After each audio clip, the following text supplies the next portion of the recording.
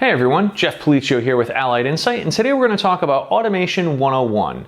Why, how, and what it can do for your staffing agency. Let's get started.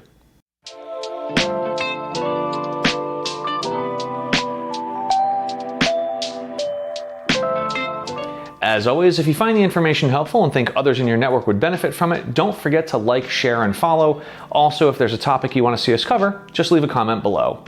So over the last year, I've attended a series of conferences and events, and most of them are centered around the concept of the digitization of the staffing industry. Try to say that 10 times fast. Anyway, automation is a natural progression in this conversation because, quite frankly, it's a great bang for your buck. And so as more tech has become available, more systems and ATS platforms have marketplace partners that allow for this, it really does provide a great entry point for staffing agencies to participate. So why do you want to get involved in automation to begin with? Quite frankly, your frontline sales and recruiters handle a lot of menial tasks on a daily basis. And so anything you could do to offload those into a workflow that really don't require a high-touch human interaction really just frees them up to do the things that are more important for there to be a human interaction on. And so how are you going to go about getting this thing in place? Whenever I launch a campaign, I generally look to the database first. I want to identify where the database is the most accurate and provides me the greatest potential for success with the least amount of fallout. In this instance, I'm going to recommend that you start at a start record. It's where the information is going to be the most accurate for all the parties involved. Your hiring manager needs someone to start, your employee wants to start work, and both your sales and recruiting people want to get paid. There's no better spot to start. So at that point, I would start with your start record and work out on both sides of that.